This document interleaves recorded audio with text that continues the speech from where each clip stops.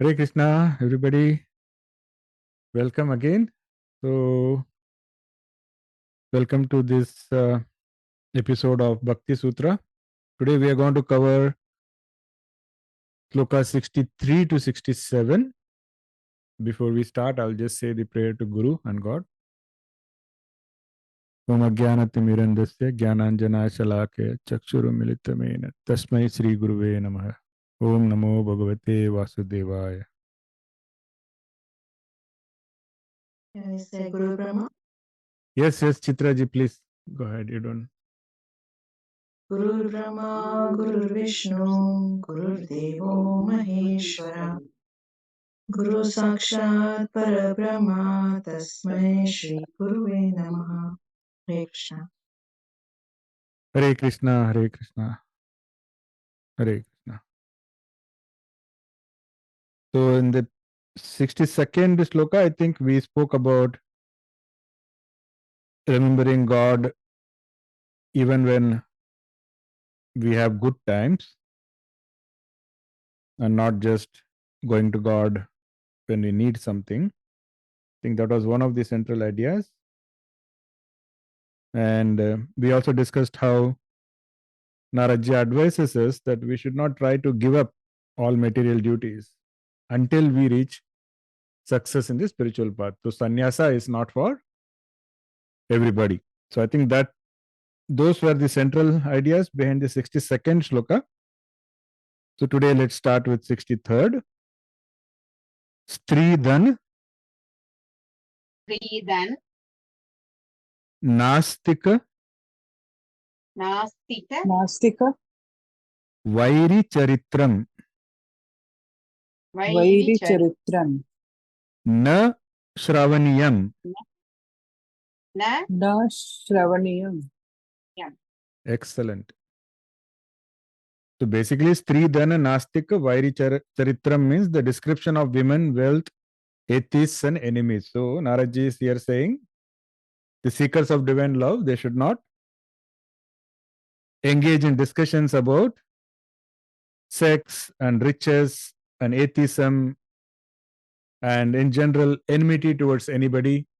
All these topics, we shouldn't be engaging in those discussions. See, as you all know, there are two worlds. One world is our internal world, and then one is the external world. I was saying outernal world. That's a nice word. Yeah, internal word and external word. The external is made by God. Of course, we know that that world is made by using the 5 elements. And the inner mind, what is it made of? The outer world is made up of panchabhutas, like the 5 elements. The inner world, we make our own inner world based on our own illusions and delusions. That creates our inner world. But the point is, the inner world determines our experience of the outer world. Let us say tomorrow, like Suchita comes in front of me, and let us say I have this reverence, as my mind believes that, women in general are divine and they have good qualities and all of that, and I feel the same way that Suchita is a wonderful person, and when she comes in front of me, that's going to be a pleasant experience for me. But let us say I have delusions in my mind. There are many men, even women, but in the context of this example, there are many men who have a lot of delusions in their mind. They will say, oh, all women are like this. All women are cheats. All women are, very strong delusion. So they cannot trust any woman. In fact, there are some podcasts going on these days. Some guys, they are becoming extremely popular because they are openly supporting this view that, all women are like that, you can't trust them and all of that. But if my mind had such delusions, the same Suchita walks in front of me, that is not going to be a pleasant experience for me. See, what happened was the same. In both instances, it was the same lady Sujita crossing the same path of the same me, but based on how my mind was, how my inner world was, that external occurrence creates a different. See, when we say world, what does it mean? I mean, the world is only what you make out of it. You know, like one person will say the world is a very bad place, the world is a very, poor place, hungry place. One person will say the world is beautiful. It's all how we look at the world. That is what the world is for all practical purposes. So, in other words, our inner mind, the inner world, it is what matters, because that is what determines the experience of the outer world. So, it is foolish to think. Some people have this agenda. They are like, I'm going to fix the world. It's a very foolish concept. See, it is like you are having a camera, you are trying to take pictures. Okay. And every picture seems to have a black spot in it. And now you are searching for that spot everywhere. You are looking for the spot in the tree, in the bird, in the moon. And you are like, now I'm on a mission to go and eliminate all spots from the world. But all you have to do is check the lens. The spot is on the camera lens. Right? The same way, the world doesn't need fixing. Really. In the true sense, we may think the world is messed up and all of that, but it is perfect. There is a purpose behind everything. So as such, the world doesn't need to be fixed. What needs to be fixed is our inner world. So that is why the entire Bhagavad Gita, Krishna never said, go and tell this to others. Or if you see somebody like this, go and change him. Or there is nothing like. The entire Bhagavad Gita is about how you can change your inner self, how you can purify yourself, because that is how your experience of the world will change. The same holds true for your experience of God. Like we saw in the Bhagavad Gita, God is standing in front of Duryodhana, but his inner world is so messed up that God is standing in front of him. He's saying, I'm God. He's showing him his Vishwarupa. But still that is because his inner world is so messed up. So we should have that taken care of. Our mind should not have negativities. Our mind should not have blockages. So that is why the other day I was telling a few of you, I think we were having offline discussions. So even when we talk about love, when we say love, what is the first thought that comes to mind? If it is something negative, if it is fear, if it is anxiety, if it is, if I say I love somebody, that person will, take advantage of me. There are so many negative feelings that comes in our mind. Then how would we practice divine love? Because we are saying we should love God, but the word love itself has not yet, your inner world is not yet accepted it. Correct? So that is the concept here, where Naradji says, as long as our inner world is not purified and stabilized, it is only going to get more and more aggravated if you are going to expose it to external disturbances. So you have to first become a sthita pragya. That is what we discussed earlier. Once you become a sthita pragya, you have become like that butter. And then go dive into the water, no problem. But right now we are all like adulterated milk. A little bit of lemon will spoil us. A little bit of chili will spoil us. If we try to get in contact with water, we get totally diluted. So Naradji says, as long as we are in that state, we have to avoid these disturbances. Just like, the science is very simple. Like, let us say some alcoholic is trying to quit alcohol. This is a very common example. You may be knowing friends or relatives, or some of you maybe yourself have this problem, God forbid. But, we are trying to quit alcohol and they think they are making good progress. And then the neighbor walks in with a bottle of imported Scotch whiskey. Now the same person who thought he was managing to control his mind suddenly finds it extremely difficult now. What changed? There was an external disturbance and the internal world was not yet ready. The internal world was not yet calm and stable.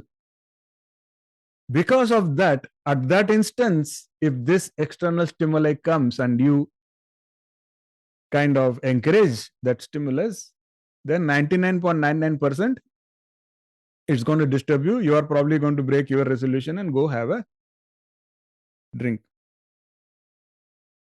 Now, that's one of the main reasons why in the previous Shlokas, Naradji had said, avoid kusanga. Remember that discussion we had, lengthy discussion. That is one of the reasons. We are not judging anybody and saying they are bad. All we are saying is, we are not ready.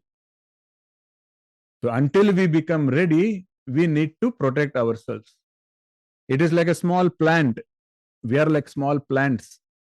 It needs protection from animals. It needs protection from wind. It needs protection from too much water. We put fence around it. We tie, threads to what all we do. But once it becomes a big tree, it doesn't need any protection.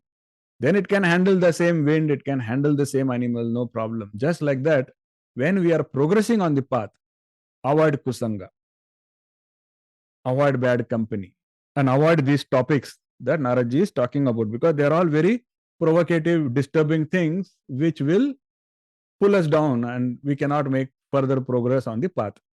That is the whole teaching. See, Krishna had given a warning, if you remember.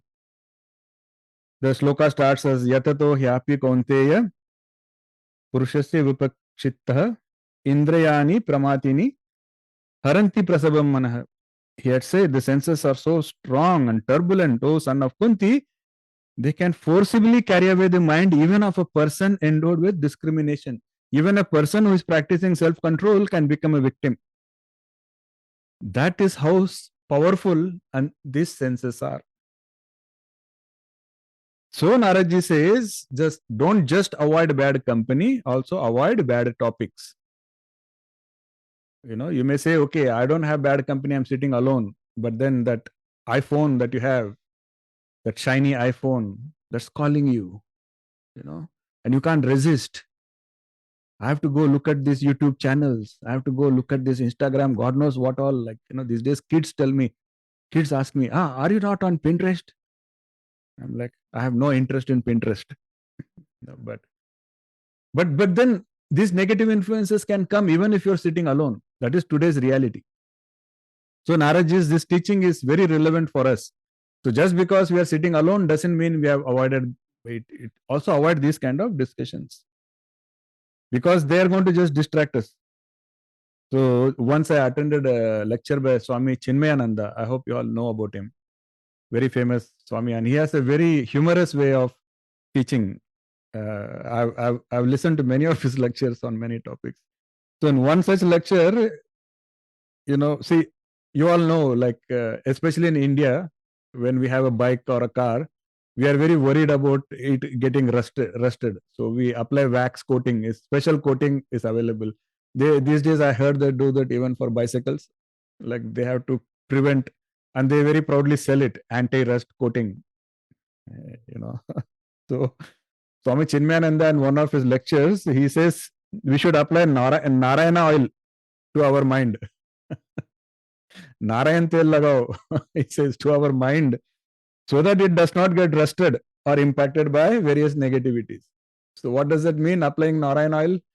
That means all the time in the mode of Narayana. So somebody says something disturbing, Narayana. You. So that is very effective. The same thing we learnt in the Bhagavad Gita, the technique of replacement. So that's what is going to help us. So let's go to the next Shloka, Shloka 64. Abhimana Abhimana Dhambadikam Dhambadikam Tyajyam Tyajyam. This means pride, hypocrisy, vanity, and similar negative qualities should be abandoned. Count how many times now we have heard about pride. Abhiman. Abhiman means pride. Main culprit, the biggest culprit, which does not let us go near God. I mean, God is everywhere, but we are so big. We are so important. We are so intelligent. We can't acknowledge. We discussed in the previous session, show me the evidence. That is that pride. Convince me. That's the pride. So very, very careful. And Naraji earlier had said, he had said that based on the grace of the Guru, once we manage to get rid of our pride, then with just a little bit of grace from God, we achieve success on the path of Bhakti Yoga. I hope you remember that statement from Naraji. The Guru keeps coming up again and again because that is considered to be one of the jobs of the Guru. First, the Guru himself or herself needs to be aware when the pride is becoming prominent, and they have to work on themselves. Once they have successfully worked on themselves, it is their job. One of their primary jobs is to make sure that if you come across a Guru who is always pumping you up, you are so awesome, you are so wonderful, then that Guru is not very effective. At the same time, a Guru should not be insulting you. A Guru should not be putting you down. Guru should not be doing that either. A Guru is supposed to be stable, and his job is not to take away your pride. Guru's job is just to point you, tell you where pride is becoming prominent, where pride is becoming an issue. And then it is you who is supposed to work on the pride. We discussed that also. Like if you are hungry, somebody can give you food. Somebody cannot eat for you. Just like that, for your purification, a Guru can point. A Guru can say what you should do, what you should not do. A real Guru will never come and try and fix you. True Gurus don't do that. They don't fix people. They enable you to fix yourself. They don't trouble you. They don't disturb you. At the same time, they don't pump you up, or they don't try to fix you. So that is what a Guru, that is why Naraji keeps saying that once you get the grace of a Guru, in other words, once some such Guru comes into your life and is able to enable you to purify yourself and elevate yourself, then you are on the right path. And then once that happens, then you just need a little bit of grace from God, like a additional push, and then you get success on the path. And Sri Krishna has also reiterated many times that pride and ego must be given up. Does anybody remember any word? So Krishna has said, the person who gives up all material desires and is free from greed, sense of ownership, egoism, only such a person attains peace. Now, Lord Rama, Sri Krishna, all great perfected souls, they have taken avatar, and they have all taken birth and led by example and taught us this. This lesson is there no matter which sant and which avatar has taken birth. There will be a lesson about ego and pride. Look at the story of any avatar, look at the story of any sant. This will always be there. And they have all shown that progress starts with the humble relationship with the Guru. Lord Rama himself sought a Guru. Krishna sought a Guru. Not that they needed a Guru, but they wanted to lead by example. That humility starts there. That is where we start practicing, and then we go. The other thing we also discussed was Sri Krishna said in the Bhagavad Gita that we cannot directly focus and achieve union with Nirguna Brahman, the impersonal aspect of it. Sulataji remembers it. She summarized it very beautifully. Sulataji, why can't we succeed by just focusing on the Nirguna Brahman? Yeah, because in the form what you say, Sakar, isn't it? Nirguna, yeah. Is Nirguna Nirakar or फिर Saguna Sakar. Saguna Sakar. Saguna Sakar is with the attributes, in the form we worship. Yes, Then he is full of mercy. So yes, he can we can get grace of God and mercy of God when we have this excellent, form. excellent. Because when we say nirguna, there is no guna. So mercy is also a guna. Grace is also a guna.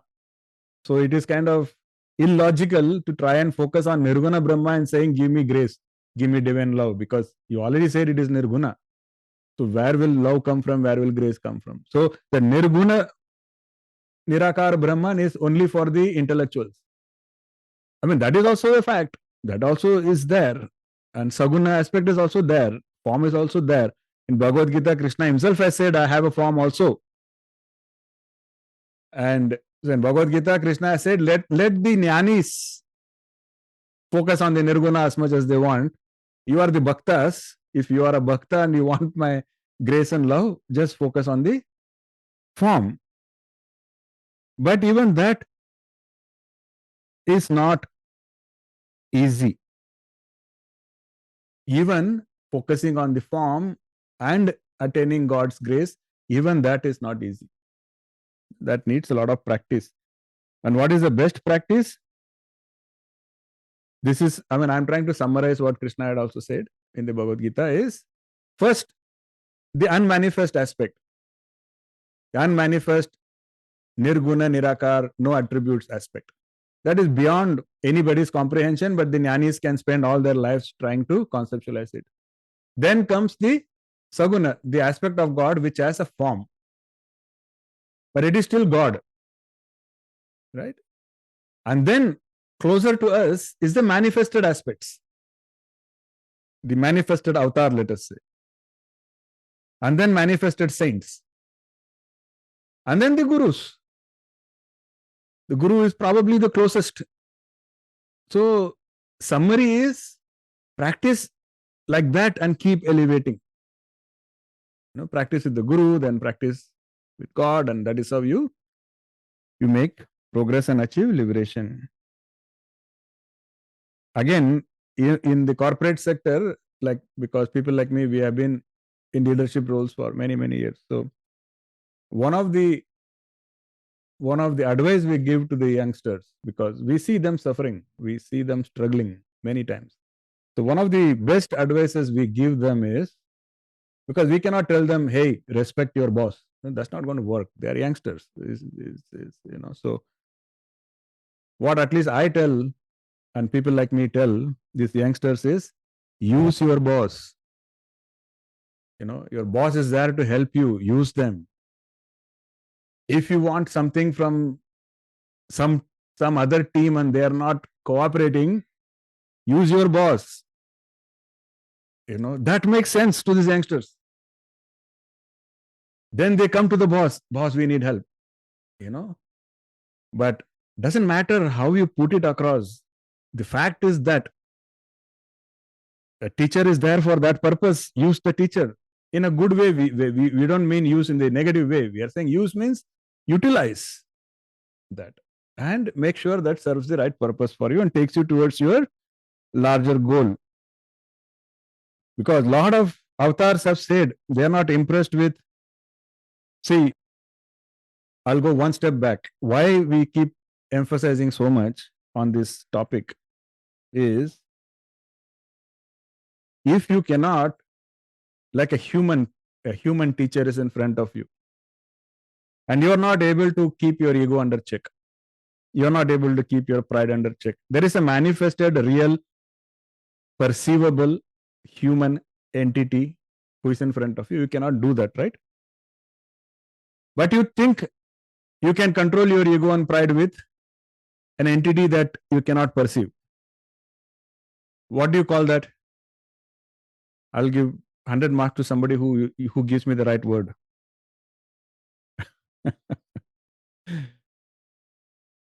Simranji, what do we call that? Like a mirage. It's like a mirage. Like, I don't know. Yes, what's the word. you are getting close, very close. Missed the question, Vinayji. So, there is a real, perceivable entity in front of you in the form of a teacher, let us say, and you are not able to practice lack of ego, you are not able to practice humility there, but you somehow have a belief that, but I can practice it with a God who you cannot even perceive. So this kind of a It's belief, delusion. yes, Delusion. that is delusion. Delusion. Delusion, because the evidence tells you you are not able to, but you somehow think, no, God, yes, my humility is for God. But what is the evidence that you can be humble? And you don't even know how to perceive God, right? Maybe God is perceived in an insect, God is perceived in an animal, right? So that is delusional behavior. And that is why many of God's avatars, they have said that they are least impressed with your intellectual abilities. Yeah, intellect has a purpose. Intellect is supposed to be used to take us to our goal. The intellect should not become a matter of pride. And a lot of saints have said, your intellect is not what's going to impress me. What we need is simple, purity and humility is all they have been asking. See, we can fool our friends, we can fool our teachers, our parents even. We can be sweet and polite and, see, this is what modern society teaches us. I mean, they say, oh, when you see somebody, say, hey, how do you do? So we come across very sweetly. We don't really care about their answer, do we? How many of us really wait for the answer? And, many times people, hey, how do you do? And before you can answer, they have closed their door. So the point is this external show, this externally looking like we are very sweet and humble. These things, they are not a sign of lack of ego. But can you fool God? It's not possible. We cannot fool God that way. To impress God, what we have to do? We have to genuinely shed our pride and ego.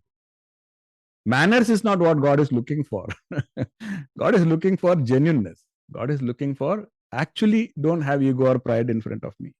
There is no alternative. But however, when we are kids, our teachers and our parents, they always trained us. They say, oh, be nice and polite. Say good morning. Say please. All these trainings happen.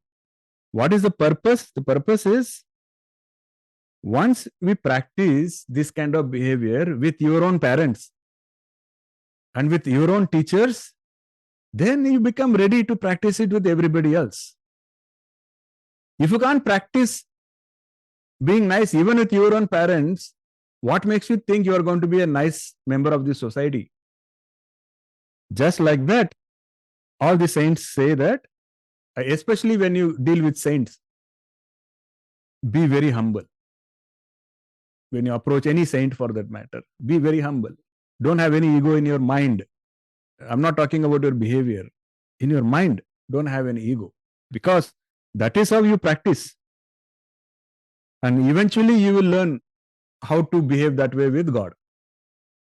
And when you behave that way with God, all God says is, be humble, be pure. That's all. And then you are ready to get God's grace. And how to be humble and pure? Practice. How to practice? Utilize the people in your life. Utilize your satsang, utilize your teacher, guru, utilize the saints who you come in contact with, and practice. Why I'm saying all of this is, sometimes some people have this misconception that I will be nice only with God. It feels very nice to hear all of that, but that is delusional behavior. First of all, there is no evidence that you are nice, because you have not been nice with anybody. That is first delusion. Second delusion is, you really don't know who God is, what God looks like. So I'm not nice with my teacher, I'm not nice with my parents, I'm not nice with my satsanga, but I will be nice with God. That is a very delusional behavior. And Krishna has said that delusion is not going to take us towards liberation. So that kind of practice is very important.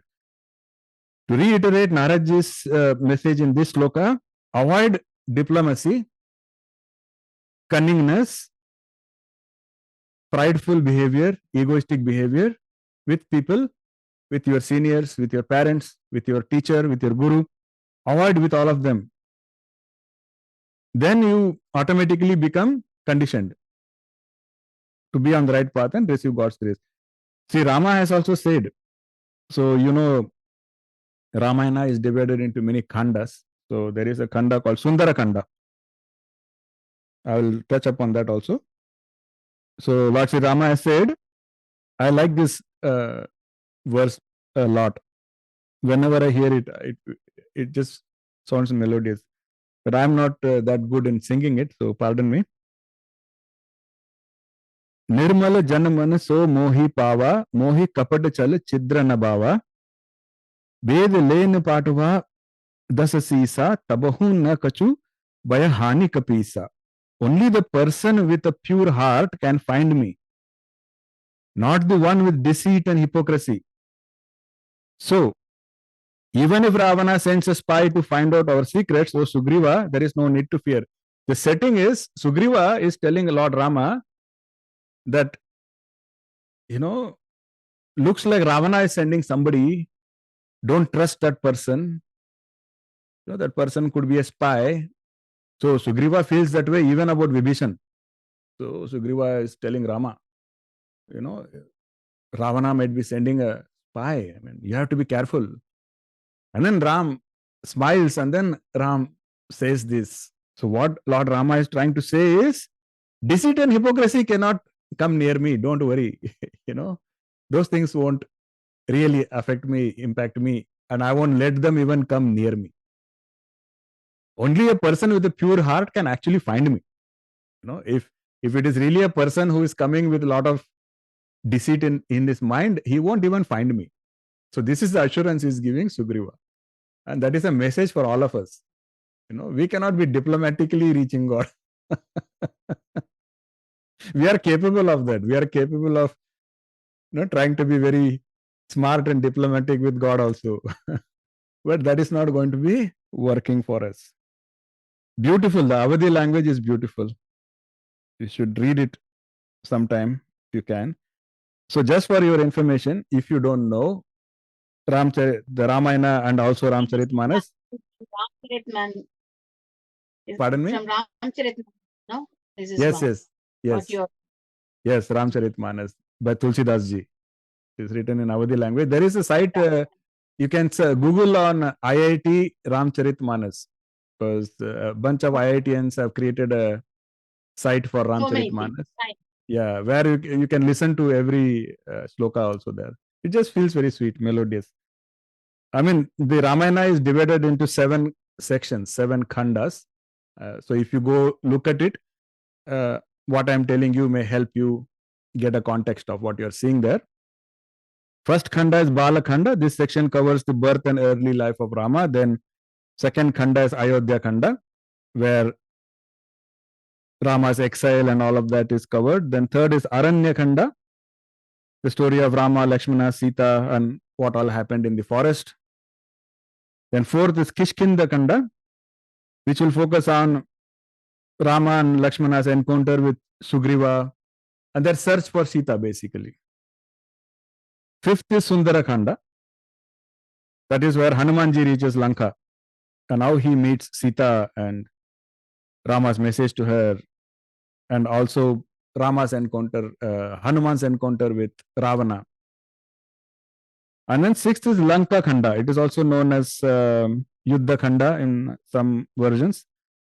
This describes how the war was being prepared, the battle of Rama and Ravana's forces, and so on and so forth, and how Sita was rescued. That is all the 6th khanda. The 7th final khanda is Uttara Khanda. That is return of Rama, Sita, and Lakshmana to Ayodhya, and the coronation of Rama, and everything that happened after that. So these are the 7 khandas. So when somebody says Sundara Khanda, you should get some idea of what they are talking about. So we can go to Shloka 65. Are you ready? Okay, I think we still have some time. Yes. Tad arpita akila acharah. Can you repeat? Tad arpita Arpita akilachara Akila Akhilachara Sana kama krodha Sana kama krodha abhimanadikam abhimanadikam tasmineva karaniyam.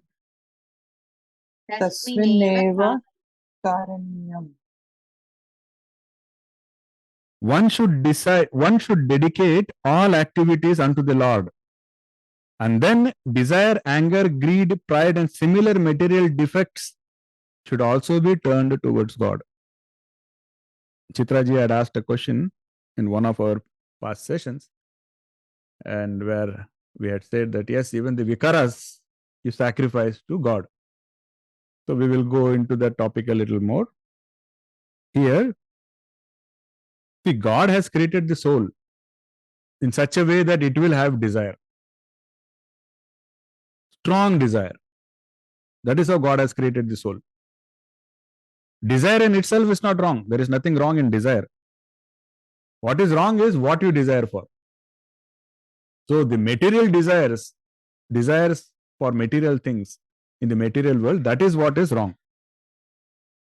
When we turn the same desire towards God, it becomes bhakti. And that is good. That is a good desire, you should have it. So, in other words, you may, although desire is called as a vikara, you can utilize it to progress and reach God by turning it towards God. Okay, because you need to have a very strong desire for God. That is what is bhakti, strong bhakti. Similarly, anger. Krishna has said, kama, krodha, lobha. He has called these as, top 3 gateways to hell. Such a terrible defect. However, you can turn even that towards God. How?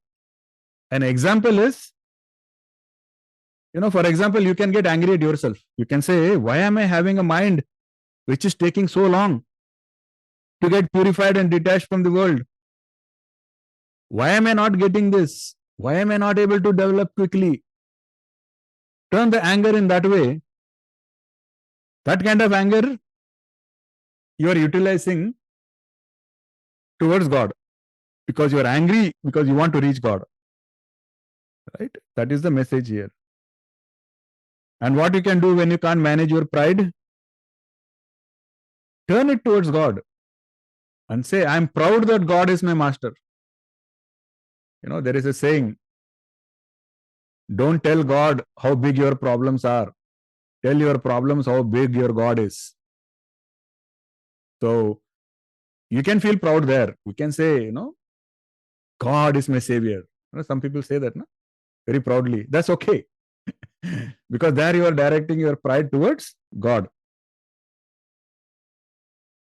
Similarly, lust, very, very powerful force.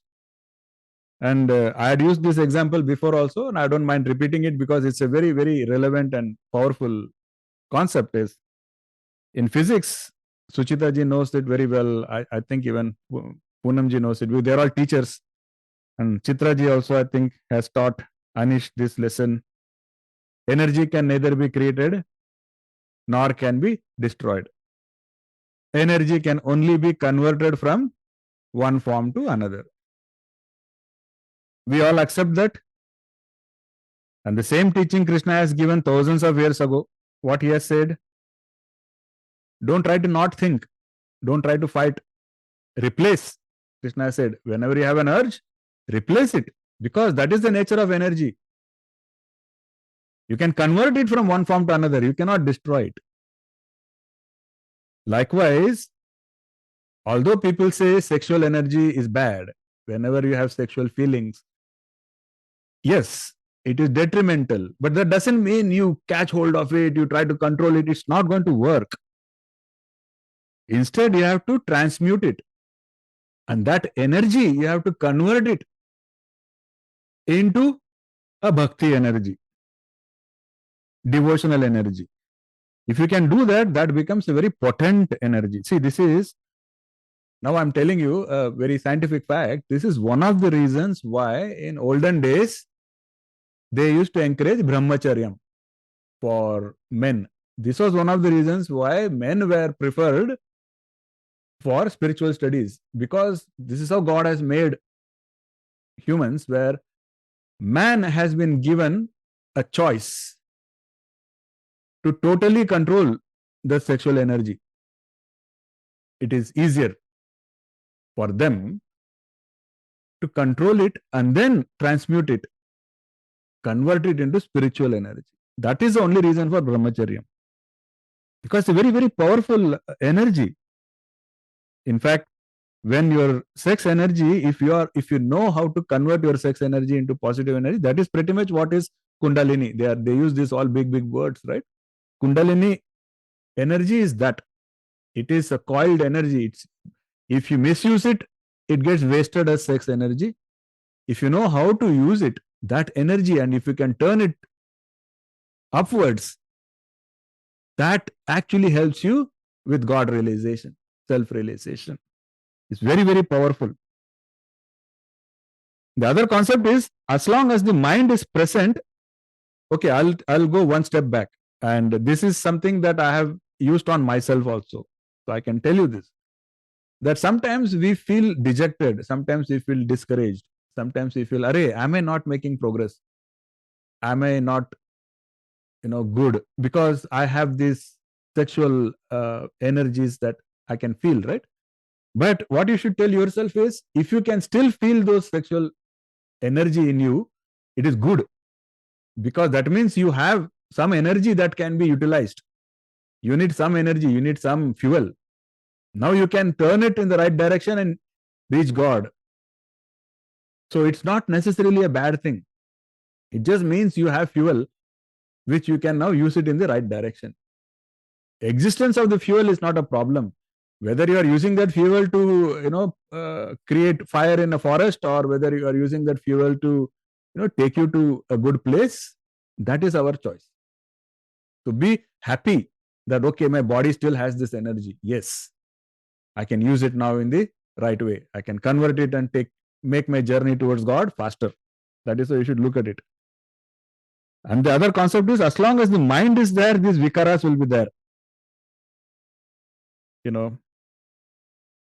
And see, if somebody says, I have absolutely no vikaras, if that person is telling the truth, then the fact is that person absolutely has no mind.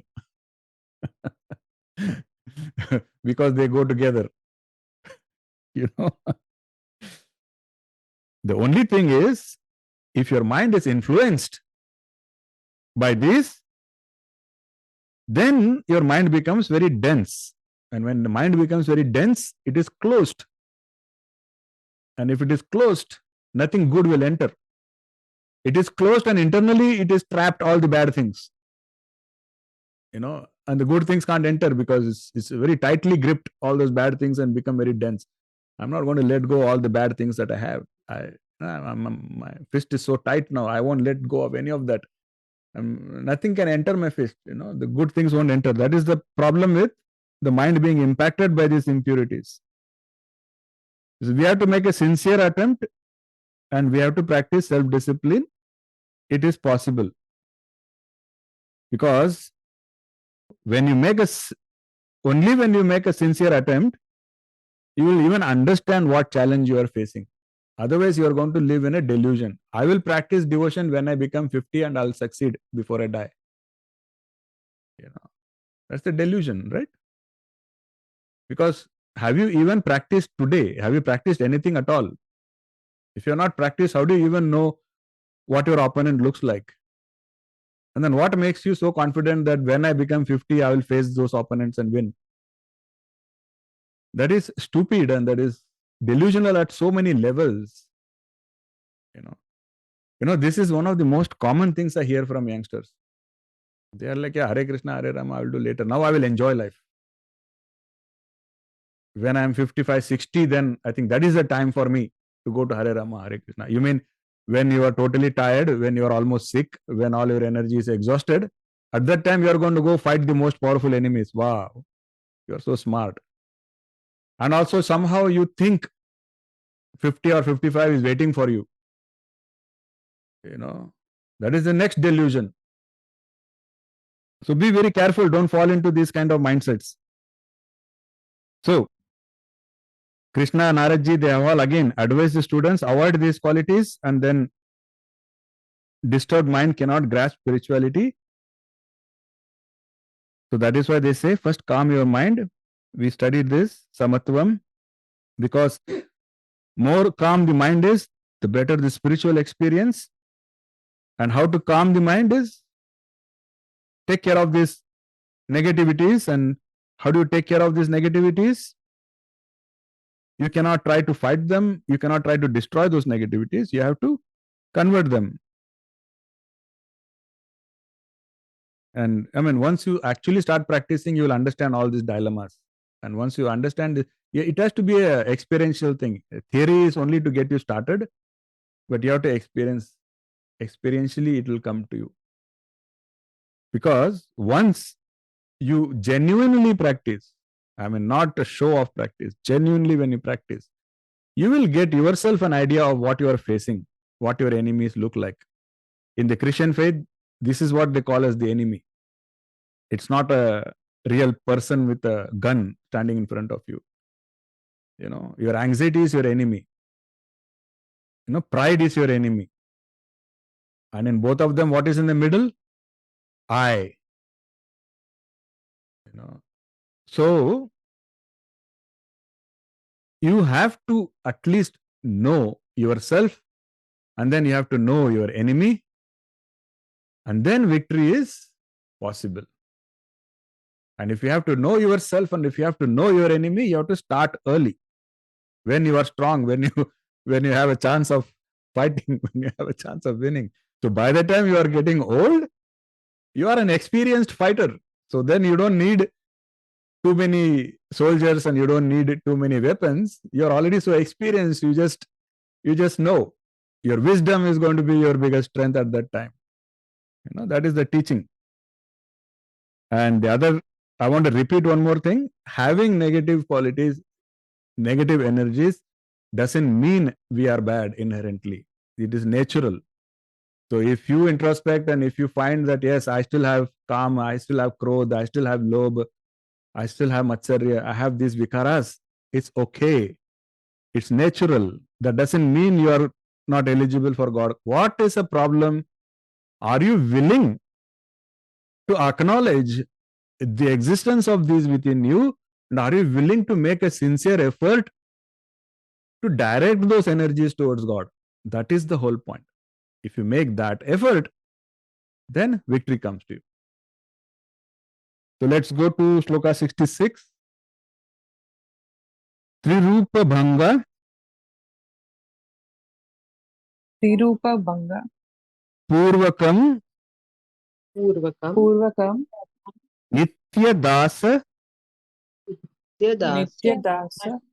Nitya kanta. Nitya kanta. Bhajanatmakam.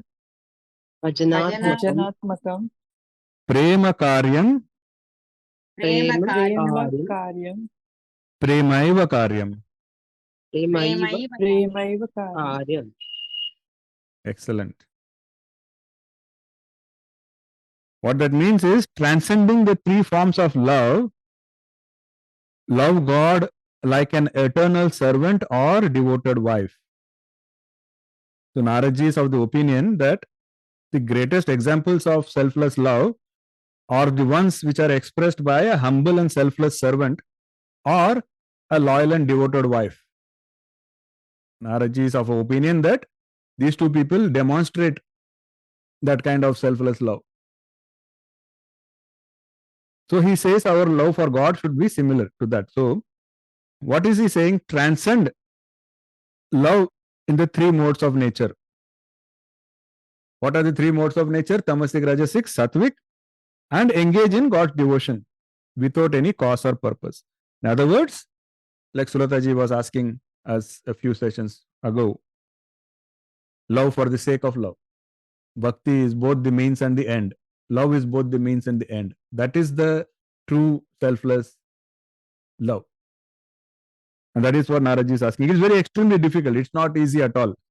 Practicing, reaching that level of love is extremely difficult. But we are all students of divine love. That's why we are going into this topic so deeply. Why? Because as long as we are under the influence of gunas, how can just our love become free of those gunas? It's not easy. A lot of practice is required there. So,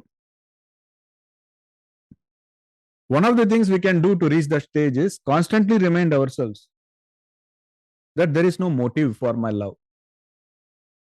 Constantly tell yourself, I'm capable of love just for the sake of love. There is no motive. Practice. Keep reminding yourself. Whenever you say, I love somebody, try to get into that mode of, I just love. No, I love somebody because there is no because. The because doesn't exist. We have to keep practicing that. So that is what Naraji means by premaiva karyam. Love should be just for the sake of love. So there is a great text called Bhakti Rasamrita Sindhu. Some of you may already know that. It is written by Rupa Goswami. And Rupa Goswami was a disciple of Lord Chaitanya himself. So very, very elevated soul. And he says, Bhukti Mukti Spraha Yavat Pishashi Hridi Vartate Tavad Bhakti Sukhasyatra Katam Abhyudayo Bhavet. The material desire to enjoy the material world and the desire to become liberated from material bondage, they are like two witches who haunt us. As long as these witches remain within the heart, there is no possibility of experiencing the transcendental bliss of God's divine love. If you remember, right at the beginning of Bhakti Sutra, we said there should be no desire for mukti or bhukti. No mukti, no bhukti, only bhakti. Right? That is what here Rupa Goswami also says. Let those things not distract us. So it's very beautiful. He says, as long as the witches, he is calling them as witch. Mukti is one witch and bhukti is another witch. So he says, as long as these two witches exist in your heart, how can the queen of bhakti be in your heart? How can the queen be in the middle of two witches? Not possible. So that's what he's saying. So he's saying, get rid of those witches, then the queen will enter your heart. Okay. So let us not say, God, give me liberation.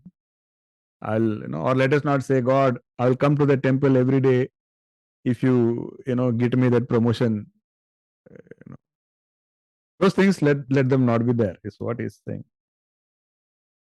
And Lord Krishna has said in the Srimad Bhagavatam, Krishna said, one who has fixed his consciousness in me desires neither the position or abode of Lord Brahma or Lord Indra, nor an empire on the earth, nor sovereignty in the lower planetary systems, nor the eightfold perfection of yoga, nor liberation from birth and death. They don't want any of that. Even if I tell somebody, okay, I will make you Brahma, that person says, oh, I'm not interested. What am I going to do becoming Brahma? I don't need. I just need you, my Lord. If the Lord says, I'll make you Indra, I will give you all the apsaras, to still say, what am I going to do with all of that? You remember the story of Nachiketa, right? He went to Yama and Yama was trying to distract Nachiketa. I will give you this, I'll give you that, I'll give you everything. But Nachiketa was firm. He's like, what am I going to do with any of that? I just need answers to my questions. That was his primary. Just like that, when we approach God, Krishna is himself saying, people who are really, really truly devoted to me and people who I really love are people who are least interested in any of these things. They love me only for the sake of love. So, that is the kind of love we should strive to achieve in the path of Bhakti Yoga. So, as I said many times, you are all postgraduate students in Bhakti. So, anybody asks you, why do you love God? Never start with because. Because that is still not there yet. The right answer is, why should I need a reason? I love God because I just love God. There is no purpose, there is no reason. The day we can say that with conviction that I love God for the sake of love and there is no reason for my love, then we can say that we are in a mode of selfless love and we are getting very close to our journey. And just like we discussed a while ago, you cannot say that one fine day I will just magically have that love for God. It doesn't work like that. You have to practice. Practice it. Utilize the people in your life.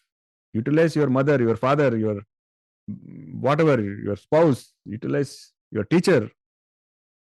See if you can get into that mode. And then you become ready.